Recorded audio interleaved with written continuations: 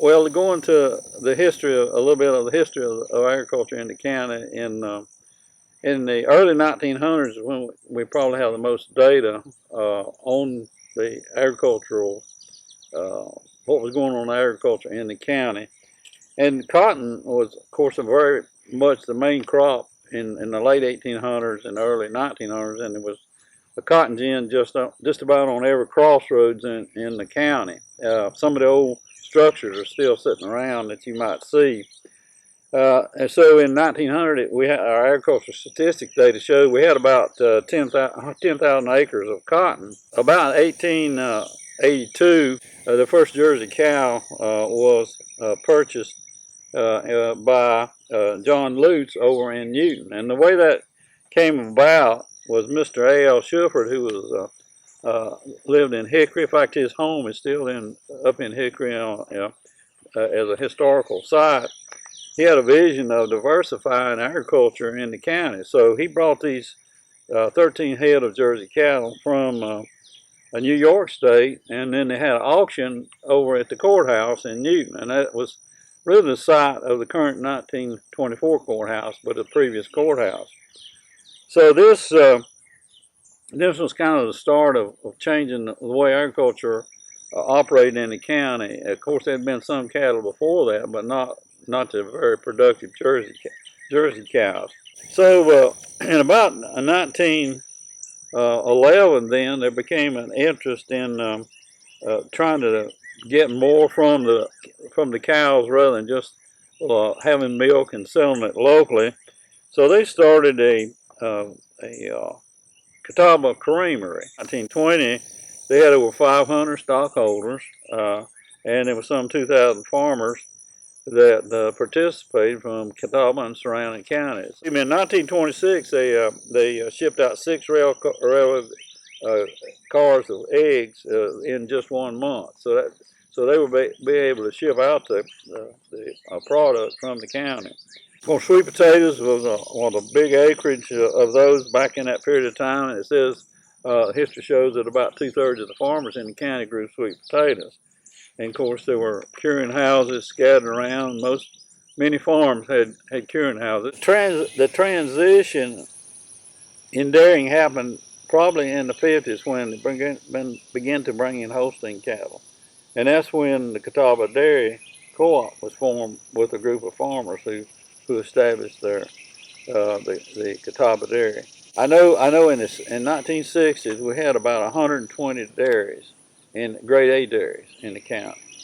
So that's a lot of dairies. This is a quote from W.R. Lutz. He said that the per capita income in his county was probably one of the highest in the state, and it was all due to dairy and then the add-on value that came like from the creamery, where you could process these products and have this farm over here that kind of stands out in the early 1900s, along about 1920, and that was called Oakwood Farms, and that's the one that's right across here on number 10. It's up on the left as you pass it. It was about 500-acre farm, but what it was uniqueness about it, it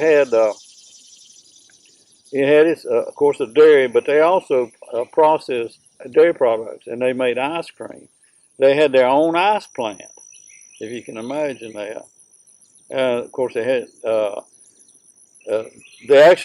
barns are still standing today, and it's hard to believe this, but in years prior to having a ability to make ice, they would actually cut ice out of South Fork River in the wintertime and move it up to the barn. They had a big pit up there. In fact, the pit's still there, and they would cover it up with sawdust and everything, and that was the ice that was used to cool the dairy products, during the summer months. That farm has probably one of the most prized cows that ever was in this county, called Red Lady. It was the largest butterfat producing cow below the Mason-Dixon line, and it was so famous when she was 10-year-old and taking her daughters. They took them all the way to Memphis, Tennessee, and showed them at the National Dairy Show, I believe is what it was called, and the first time they'd ever had it in the South. And local banks paid to transport that cow, and and its offspring out there to that show. And the cow is actually buried over here on the farm, and there's a mark over where the cow is buried. County seal had three parts to it. The importance of the Jersey cow was such that there was just a lot of things symbolized about that. One lady wrote a poem about the Jersey cow. The Jersey Cow by Mrs. Grace Lutz Yunt. Down here in Catawba County, we have the Jersey Cow. She's the biggest paying thing, I'll tell you that right now. She lifts the mortgage from the farm and feeds the babies too. She pays the household bills all right, each day, the whole year through. Then when we wish to put her to the test, just feed her well and treat her kind, and she will do the rest. Uncle Sam needs cows like these in war as well as peace. And as we fight the foe, our strength will still increase. 3 cheers for the Jersey Cow. She's a treasure that we hold, the poor man's friend, the rich man's pride. She's worth her weight in gold. Talk about the Startown Farm Life School for a few minutes. It had its beginning in 1904 as a school, and then in 1914 it became called the Startown Farm Life School. And this was basically a vocational education type of school. They had, of course, agricultural subjects, and they had other subjects like sewing and cooking, household economics, those sorts of topics that were covered in programs for training for people. They had a as it moved along as far as 1921, it became known as the Catawba County Farm Life School. It changed its name from the Startown Farm Life to Catawba County.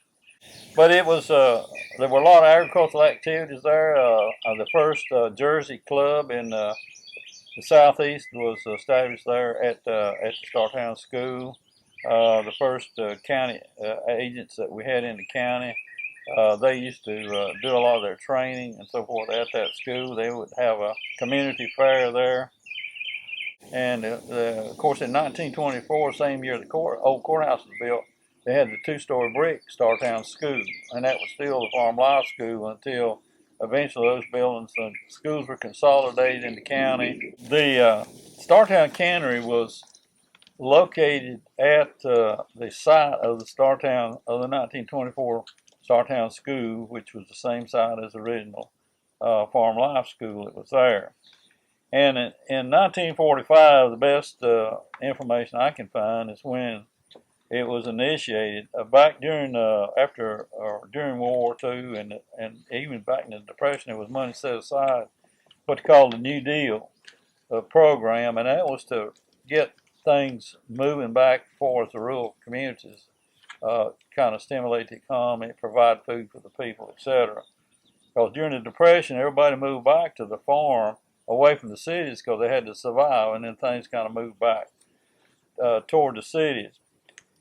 So in 1945, best that I can find, there was an old woodworking shop there on the site, and so Mr. Ed Sugar, who was the vocational agricultural teacher at that time, he's the one that got it started, got the resources, and got it established. That was 1945. Now, in 1948, they had a little accident and the boiler blew up. So at that time, they built another building for the cannery. But folks would carry fruits and vegetables up to the cannery. I can remember back in probably in the 50s, people actually would butcher a beef and carry the meat up there and have it processed into cans.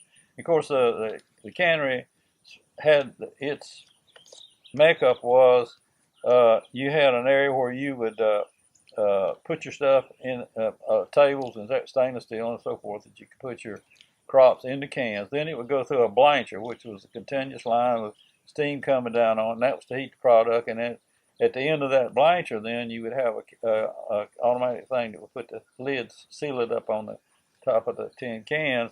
Then the tin cans would go into big racks that were lifted with a hoist and on tracks, and it would go around to a boiler where you could put pressure on the cans. And so you had a clock back there on the wall, and you'd set the time that the cans were supposed to come out.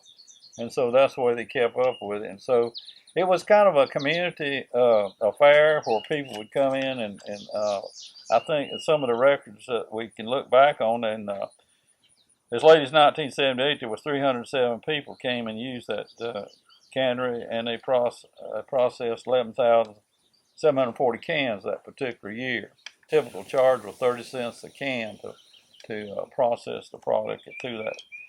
We want to talk a few minutes about the land in Catawba County, farmland, forest land, and the whole county today, as we take out the lakes and other things, has about 255,000 acres in it, roughly 250,000 acres of land. And if we go back to 1925, for example, where we have some data from the Census of Agriculture, at that time in 1925, we had 3,100 farms. Today, as comparison, we have 600. Farmland in 1925 was shown as 120,000 acres, and today we have 60,000 or less acres of farmland. In 1925, surprisingly, the average size farm was 42 acres. Today, the average size farm is around 100 acres. Now, in 1925, we had about 80,000 acres of forest land, and today we have somewhere in the neighborhood of 78,000 acres of forest land. I might comment a little bit about forest land. A lot of land was cleared, and during the Depression years, and there was efforts following that too to stabilize the soils because we had so much erosion. So a lot of trees were planted, a lot of transition of people during the Depression years, and had what's called the CCC camps where people went out and did projects and planted trees. So surprisingly, the forest land is not much different than we had in 1925. However, we are losing it quite rapidly at this time due to development. But if we look at our county, about 84% of the county in 1925 was in farmland and forest land. Today, it's about, about last year, for example, 2022, we have a record that it was about 54% of the land was in farmland and forest land. We had, of course, changes in the crops that were grown in acreage. Like in 1925, we had a little over 19,000 acres of corn. Today, we have about a little over 5,000 acres of corn grown. We had, in 1925, we had about 19,500 acres of wheat. Today, about 2,900 acres of wheat. So that's just a glimpse of how the crops have changed over the years. And we find that the acreage of that we're beginning to lose farmland, and that's going to be a topic that we need to think about quite a bit. In North Carolina, there's been a national study done a few years ago, and it found that North Carolina was the second fastest state to lose farmland. Texas was number one, North Carolina was number two. And when you think about that, I know that our Commissioner of Agriculture, Steve Troxler, that's one of his great concerns is the loss of farmland. And I think today we have maybe about 8 million acres, but we're scheduled to lose a pretty good percentage of our farmland. I don't know the exact number in by the year 2040. That's where they're projected to. So that's something we need to be concerned about. Agriculture in the state of North Carolina now has reached over $100 billion in its impact on the state. That was a goal a few years ago, and now it's been exceeded. It's at over $100 billion. So that's considered to be the number one industry in agriculture. I believe military might be number two and tourism number three. They're probably in that order. So anyhow, agriculture in our county is somewhat is very dependent upon the farmland that we have to operate with, and we are losing it at a quite considerable rate. What has been done to work on trying to preserve farm and forest land as well as make agriculture more sustainable for the county? The first thing that was undertaken in 2008 was a ordinance passed by Catawba County Commissioners that established the Voluntary Ag District Ordinance. And this ordinance had two programs. It's all voluntary. One is you could pull out your land any time that you decided to move in a different direction, and that was called the regular Voluntary Ag District program that you could enroll your land in. They had the enhanced program, which provided a conservation easement on the property for 10 years. It was irrevocable. So for 10 years, your land would not be developed if you went into that program. So today we have between 14 and 15,000 acres that have been enrolled. It has recently, the ordinance has been modified just a little bit, and the management has been changed over to Catawba County Cooperative Extension is the leader in that now, and takes the applications and gets it executed. Now, what is some advantage to doing this? One thing is that each tract that's enrolled in this program would be registered over in the Register of Deeds also, in the sense that when a piece of property is purchased, then a good deed search will show if that property is in 1/2 mile of an agricultural district. So that would signal to a person, hopefully, that they buy that piece of property. If they're going to build a home, they may have equipment operating. They may have dust. They might have a noise. They might have tractor traffic on their highway, equipment traffic on their highways.